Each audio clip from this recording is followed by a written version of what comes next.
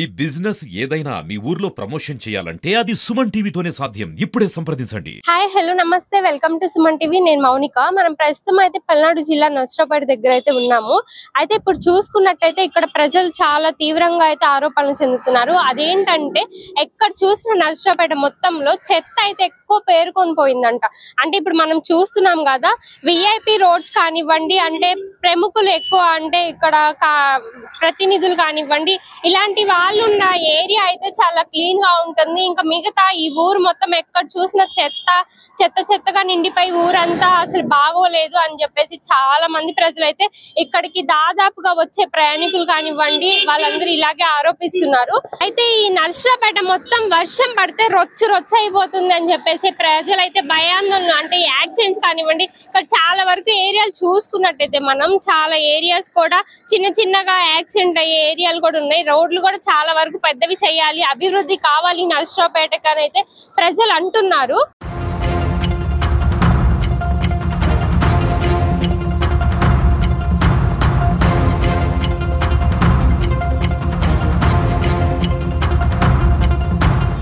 నమస్తే సార్, మీ పేరండి? నా పేరు పిచ్చయ్య సార్. ఇప్పుడు ఈ పల్నాడు అంటేనే మెయిన్, పల్నాడు మొత్తానికి నర్సరావుపేట హెడ్ క్వార్టర్స్ లాంటిది. కానీ అసలు ఇక్కడ చెత్త చూస్తున్నా కూడా ఎక్కడికక్కడ పేరుకుపోయి ఉంది.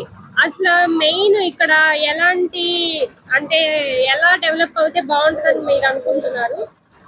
శుభ్రత అంటే రోడ్లు అవన్నీ గుంతలు ఇవన్నీ లేకుండా ఉండాలని చెప్తున్నారు. చెత్త చెదారం లేకుండా బాగా శుభ్రంగా ఉండాలని మీరు లైవ్ చేస్తుంది.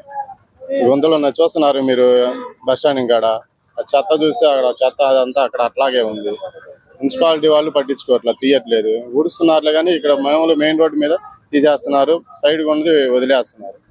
అలాంటివన్నీ కూడా చూసుకొని తీయాలి కదా ప్రభుత్వం అన్నాక. మళ్ళీ అన్ని తీసేవాళ్ళు శుభ్రం చేయాలి కదా, అది కొద్దిగా పట్టించుకోవట్లా. రోడ్లు కూడా ఇక్కడ బస్ స్టాండ్ కాడ మొత్తం బురదగా ఉంటుంది, పోవటానికి ఇబ్బందిగా ఉంటుంది. మాకు ఉండటానికి కూడా వర్షాకాలమే ఇబ్బందిగా ఉంటుంది. ఇలాగా పోవటానికి నీళ్లు ఆగిపోతాయి, అక్కడైతే ఇంకా బాగా ఆగుతాయి. ఆ లైన్లో అయితే మొత్తం ఆగిపోతాయి. ఇంకా అటు ఏమి మనుషులు పోవటానికి ఉండదు. ఏదైనా ఇటు రావాలా, లేదంటే అటువైపు నుంచి రావాలి.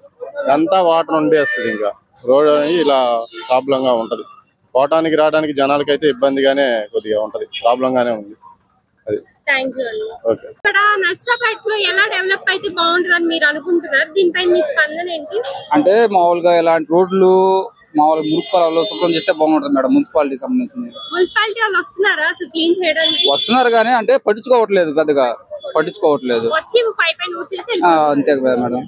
ఎలా అంటే ఇక్కడ వర్షం పడితే వర్షాకాలం ఎలా ఉంటుంది అంటే మామూలు గుంతలు ఉన్నప్పుడు బాగా ఇబ్బందిగా ఉంటుంది మేడం. ఇలాంటప్పుడు ఇక్కడ సైడ్ కాలంలో బాగా ఇబ్బందిగా ఉంటుంది. నిండిపోతే వరద మామూలుగా వర్షం ఎక్కువైంది అనుకో రోడ్డు మీద బారుతా ఉంటుంది.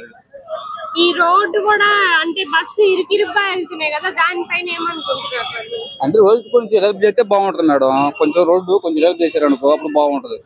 అది ఓకే మేడం.